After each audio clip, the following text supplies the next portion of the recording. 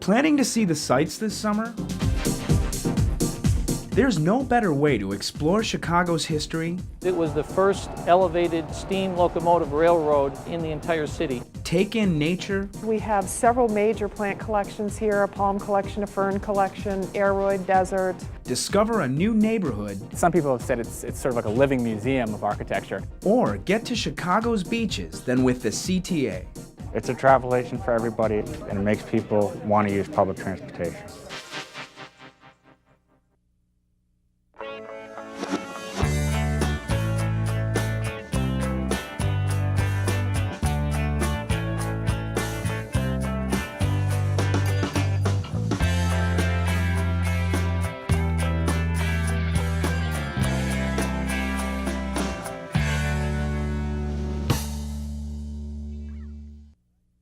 Glad you've joined us. I'm Dale Rivera. Welcome to Connections.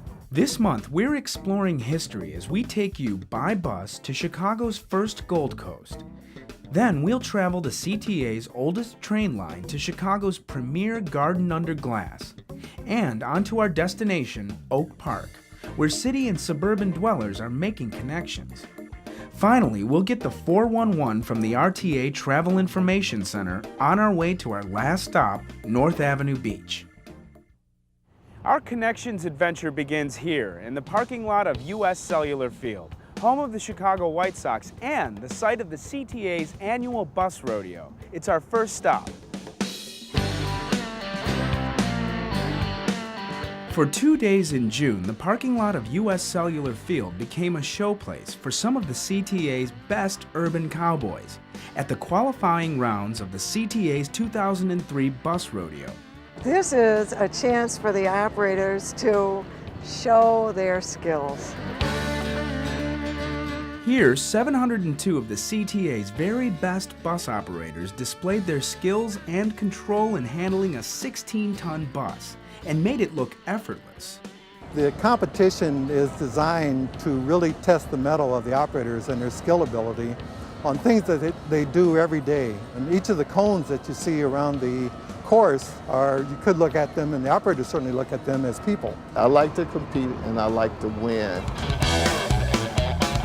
Lorenzo Gunn has competed in the CTA's annual bus rodeo for 10 years and won in 2002. You have to put it in reverse, turn on your hazard, sound your horn. And as he demonstrates for us, the course isn't all that easy. You want your rear end right in the center. So far, I didn't do this perfect, but we're gonna try. This right turn, you want to be 1 foot from the cone, and I'm 2 feet. So I messed up again. There are 11 different obstacles. They're very, very tight, sometimes just 3 inches on one or the other side of the bus. And so we have to navigate around those barricades. And so you see that very artfully done here. In order to compete, bus operators must have at least 1 year of service and a nearly perfect on-the-job performance record. You have to know deep down in your heart that you're good to even attempt this. What they're doing out here is what they do in their everyday lives. Every day they come to work, they provide the same superior service, so we're really, really proud of them. For those who compete, the bus rodeo is serious business. They are displaying the direct skills that are reflective of the quality that we are celebrating, because we call it a jamboree of what we provide to the customers on a day-to-day basis. One of the more difficult parts of the course is at the very end, when competitors navigate through a row of barrels at 20 miles an hour and stop on a dime. That's the diminishing clearance, and the barrels are set a certain distance apart and it consecutively narrows. They have to hit the 20 miles an hour and they have to stop within 6 inches but not hitting that judgment cone. That's my spot. Yeah, how you like that? But without question, the toughest part of the course is at the beginning, before they even step on board.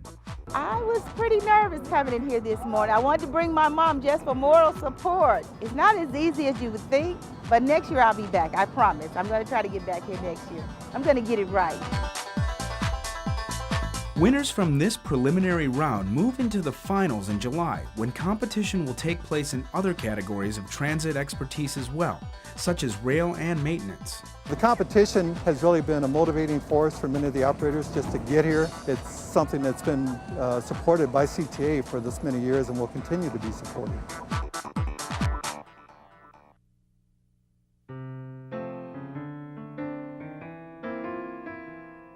We're jumping on board the #1 bus. It's going to take us, well, back in time to a block of exclusive homes that most Chicagoans only dreamed of owning. The best part is that these days you don't have to be rich to enjoy the Prairie Avenue Historic District. The historic Prairie Avenue district is nestled between 16th and 22nd Streets near Michigan Avenue. It's home to several gardens and national historic landmarks, including the Second Presbyterian Church with its arts and crafts detail, as well as the city's oldest home, Clark House. A visit to this Greek Revival residence, built in 1836, offers a glimpse of what life was like for the families that lived here in early Chicago. The reason why Clark House is considered important to the district is because it really shows Chicago prior to its becoming a major city. These treasures are remnants of Chicago's first Gold Coast, where the city's nobility lived during the late 1800s. Anybody with any money or moving up in society lived on Prairie Avenue. In fact, Prairie Avenue was once called Palace Avenue. One reason is this impressive house, the Glessner House, designed by John and Frances Glessner with fabled East Coast architect Henry Helpson Richardson. This home is considered one of his residential masterpieces. Outside, the house looks like a fortress. Inside, however, it's warm and inviting, just how the Glessners wanted it. During their heyday, John Glessner ran a forerunner to International Harvester. Frances, meanwhile, became a pillar of society. Mrs. Glessner had a reading club called the Monday Morning Reading Club that met for over 30 years. And everybody came and gathered in this room. The house still displays the Glessners' many collections, including their elegant ceramics. The neighborhood declined as the nouveau riche took their money to other neighborhoods and the suburbs. By the 1960s, Glessner House was slated for demolition. So a group of architects got together and pooled their money and bought the house for the cost of the demolition, which I believe was $36,000, and saved the house. Now, neighborhood revitalization is in full swing. 7 years ago, the National Vietnam Veterans Art Museum moved in 500 pieces of powerful art created by those who fought in the war. This is very fine art and very fine sculpture, but it represents a lot of powerful emotions and, of course, war, pretty strong stuff. While serving as a way to heal from war, the museum sits in a neighborhood that is growing and changing. It's become quite a bustling neighborhood in the time that we've been here. So we're quite, fond of the neighborhood. It's got a lot of good people, and it's great to see kids and dogs where once there was empty streets. While the city's oldest homes hide here, some of the newest are right alongside them. It's very interesting because Prairie Avenue really has come into its own again. Now suddenly with all this new development going on, it really is one of the places to live. The Prairie Avenue Historic District is easy to get to on the CTA. Here are some routes you can take.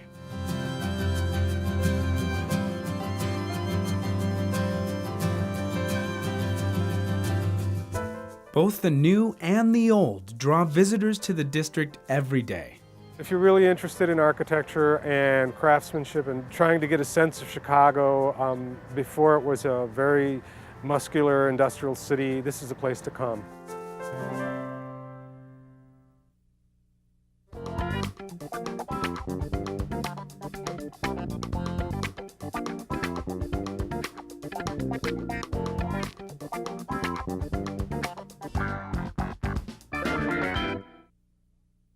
We're about to step onto another piece of Chicago's history, the Green Line.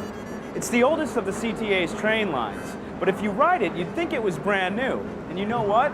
It is. The South Side Green Line dates back to 1893. It began with steam locomotives used to shuttle visitors to the Columbian Exposition in Jackson Park. And later that same year, the West Side Lake Street line opened.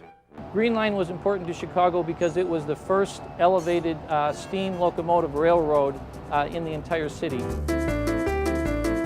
For 100 years, the Green Line kept on running, but more than a century of service had taken its toll on the structure. So in 1994, the Green Line underwent an intensive 2-year renovation. There were an excessive number of slow zones. So when a customer would board a train and expect a normal 20-minute ride to their place of business or to their destination, that ride might be twice as long. So we made the decision to close the line for 2 years, completely rebuild it, and give them a brand new shiny railroad, which is what they have today.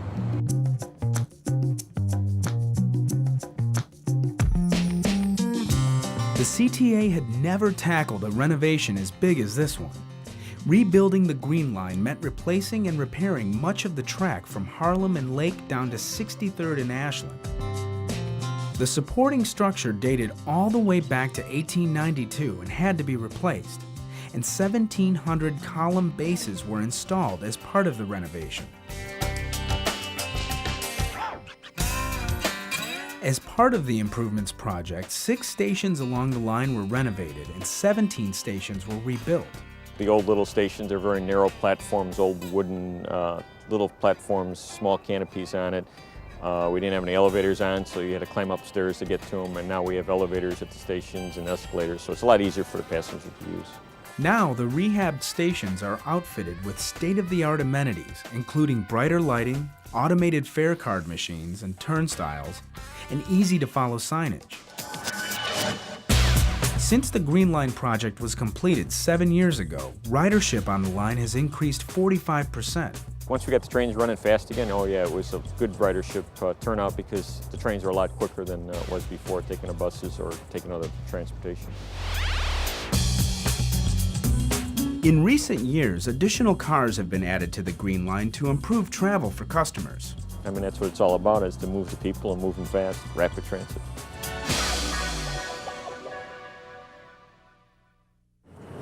The western portion of the Green Line has become quite a popular route for Chicagoans and tourists. This is the route that takes you directly to the Garfield Park Conservatory, one of Chicago's hidden treasures until recently. The CTA's Green Line is a main line to greenery. The conservatory stop drops you at the doorstep of a world-class garden under glass, the Garfield Park Conservatory. It is certainly one of Chicago's finest jewels, I would say. We've got 8 display houses. We have several major plant collections here, a palm collection, a fern collection, aroid, desert. And last year, the 95-year-old House of Glass hosted one of the art world's greatest hits, the popular Chihuly Glass exhibit. This is one of the most beautiful places in the entire city of Chicago. It's very easy to get to. You can jump on the Green Line and jump off at the conservatory stop, and you cross the threshold into a little tropical haven, and here you are in the west side of Chicago. But wait, before you leave the station, take a minute to realize that beauty at Garfield Park doesn't just come from the conservatory. This recently restored station itself is an architectural gem. The Victorian flavor of this station house comes from its history. It was originally built in 1896, just 2.5 blocks away from its current home at 3630 West Lake Street. We have an agreement with the Illinois State Historic Preservation Officer to restore certain stations. Holman Station was one of those stations. In response to the changing needs of the neighborhood, the CTA moved the old Holman Station here to the doorstep of the park. The challenge was to disassemble the station house, record all of the parts and pieces, resite it, reposition it with all of the parts and pieces in place in their original position. The original houses, complete with cupola, found a new home at the station, which opened in 2001. You see the station house, the bay windows, all of the medallions, the original columns to hold up the canopies, all of those castings, the railings, those were all reproduced and restored. The CTA researched every last detail, including the original color. We liked the green because it was on the green line, so we took advantage of that as well. A fire destroyed the inside of the old Homan station, so interiors were recreated reflecting the original design. It's work that earned the CTA an Innovation Award from the American Public Transit Association. We provide all our station facilities, making them fully accessible for people with disabilities. And beauty keeps growing here. Mosaics adorn more and more of the base of the station as the neighborhood adopts the station. A partnership between the Garfield Park Conservatory Alliance, the Park District, the Chicago Public Art Group, and the CTA brought together kids to create these beautiful pieces. In the first year, the themes really centered around the park, and they were the mosaics were placed on the south side of the station, and so they relate to the Gold Dome and to the park. On the north side of the station, the youth created mosaics that relate more to the conservatory. Beautiful surprises can be found at Garfield Park and the Conservatory Station, and it's all just a train ride away on the CTA.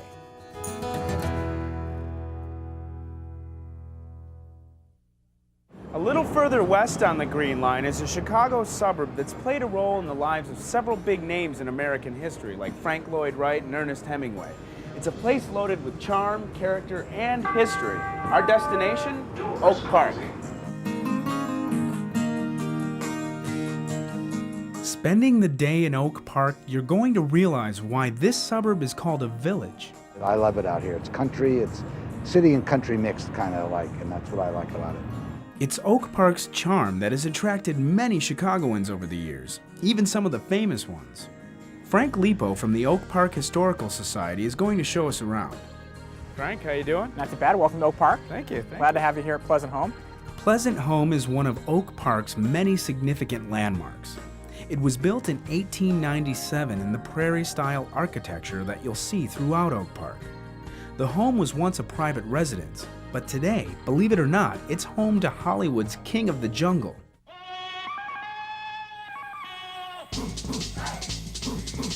So this is the Tarzan room.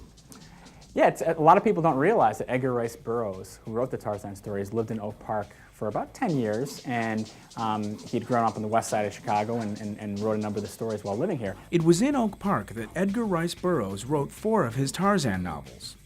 In addition to his books, the exhibit shows the many Tarzan films that were made and the actors and actresses who brought Tarzan and Jane to life. Of course, Tarzan wasn't just about books and movies.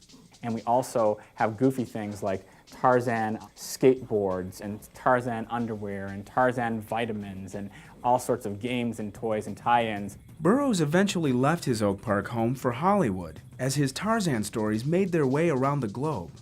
We trace something like one book, like The Son of Tarzan, from its original manuscript through all the different editions, including foreign language editions. So, we have a range of things that tell different parts of this crazy story of why Tarzan has something to do with Oak Park in Chicago. Oak Park is a community that is proud of its architects, artists, and writers. So you can't come here without paying tribute to one of the greatest adventure writers of the 20th century, Ernest Hemingway. That's right, he's a local boy, and you can take a tour of his birthplace to get a sense of Hemingway's childhood. The child psychologists tell us that by the time you're 6, you are who you're always going to be. And Ernest lived in that house until he was 6. And he was influenced by these great people, the storytellers, his dad, the great outdoorsman, his mother, the musician, his uncle, the storyteller of the sea. Down the street from Hemingway's birthplace is the Hemingway Museum. Inside, you can learn more about his childhood as well as his global success as a writer. The museum attracts visitors from all over the world. They really always say, "Oh, I never knew all of that." They're always so pleased, and so we get just rave reviews when people leave, which is wonderful.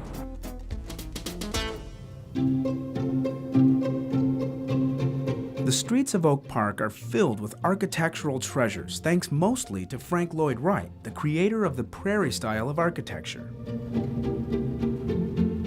Wright built his home and studio here in 1889. After that, Oak Park became known as the birthplace of American architecture. Mr. Wright's architecture is really appealing because he was such a creative person. He was way ahead of his time. And a lot of the ideas that he incorporated into the home and studio here are things that people are still copying today. Wright lived in Oak Park for 20 years with his first wife, Catherine, and their 6 children. He used his home as an architectural laboratory where he tried out designs before sharing them with clients.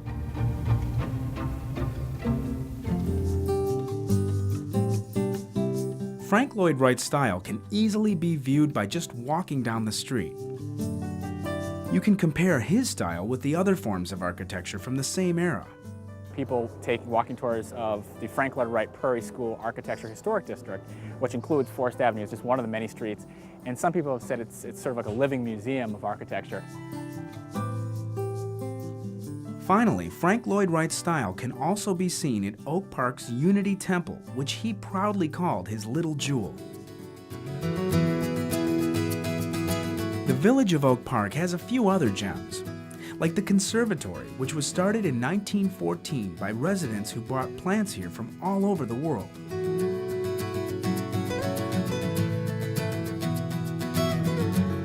Strolling in the neighborhoods, you might also come across one of Oak Park's parks. We're in one of the half-dozen parks in Oak Park. Tell me a little bit about it. It's Austin Gardens Park, and originally it was the Austin family estate. And this family, very influential family, formed local banks. They were behind the temperance movement in Oak Park. Oak Park was a dry community for 100 years, no sale of alcohol. And the Austin family eventually gave this land to the Park District of Oak Park. And every summer, just right around where we're standing in this area, is the stage for the annual Shakespeare in the Park. Thousands of people come here for the festival, which runs throughout July and August. So on your next trip to Oak Park, you can take in, let's see, Shakespeare, Hemingway, Frank Lloyd Wright, Tarzan. Hey, is it true that Bob Newhart is also from here? A quick way to get to Oak Park from downtown is to take the Green Line or the Blue Line westbound to your destination. The CTA also runs buses to Oak Park.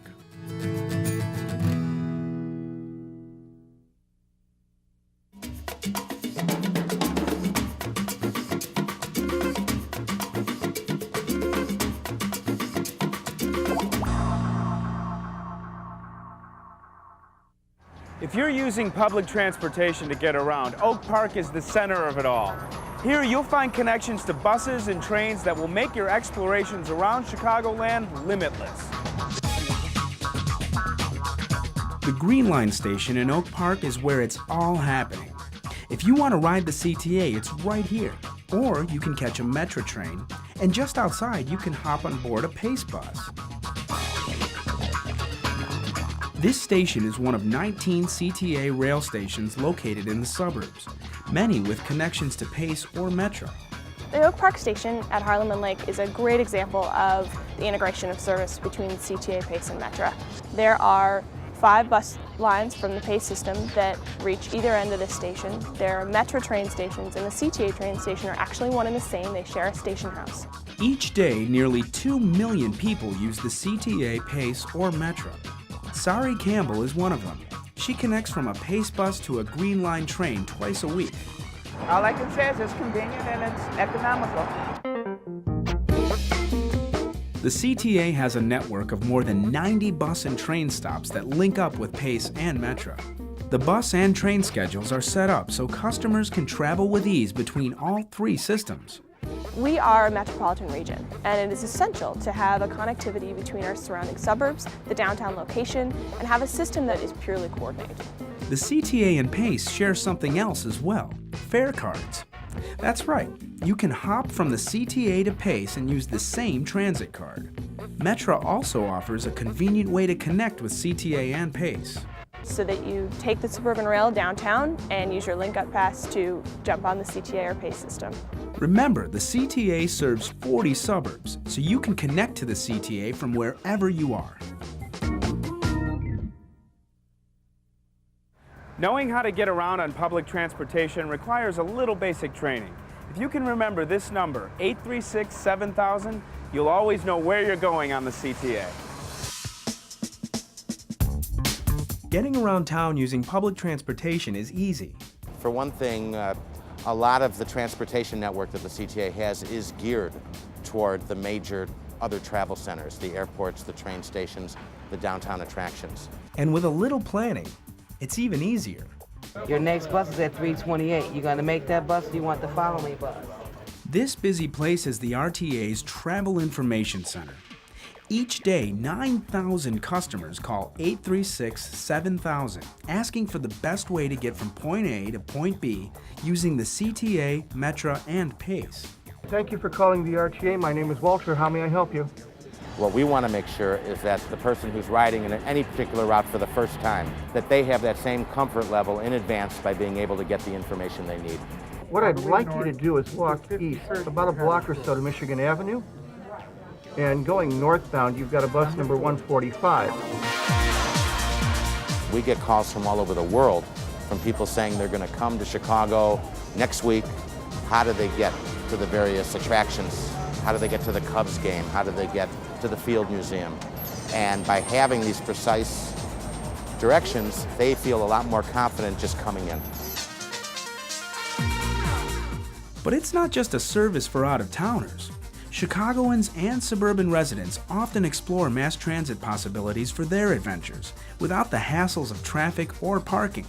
We find a lot of people want to use it to go to Navy Pier or to maybe McCormick Place for a convention. Some of the busiest times come during bad weather. People will call us and say, I need to get home. How can I get home? Or I need to get someplace using transit because the weather's bad. Open from 5 a.m. to 1 a.m. daily, the operators at the phone service do the same thing you can do anytime online at www.transitchicago.com. Click on Trip Planner, then type in your starting point, your destination, and time of day for travel. And up comes the fastest route to your destination. By phone or by internet, transit know-how is at your fingertips. It's a travel agent for everybody. And once they use it once, I think they're going to be hooked and use it again and again and again. The information's all there. Every year more and more people are using it, and it's easy, and it makes people want to use public transportation.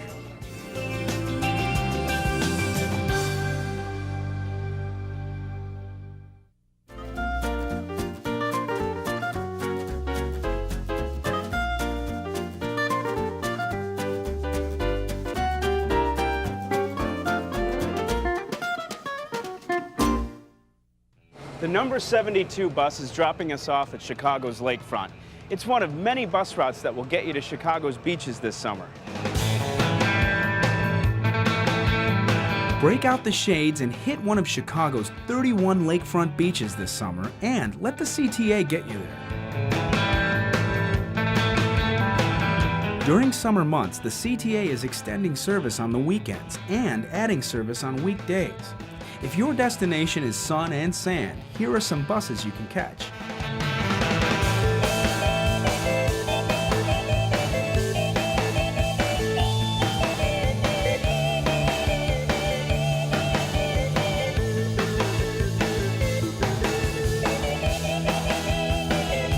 You won't want to miss this year's Chicago Air and Water Show at North Avenue Beach, August 16th and 17th. Or any number of summer activities along the lakefront. So avoid the hassle of driving and take the CTA. There's a lot happening here at North Avenue Beach and in Lincoln Park this summer. We'll tell you more about that next month. Until then, I'm Dale Rivera. Thanks for watching Connections. For more information about the CTA or to use the RTA's trip planner, visit our website at www.transitchicago.com. Or for customer service matters, call 1-888-YOUR-CTA. And for travel information, call the RTA at 836-7000 from anywhere in the Chicago area.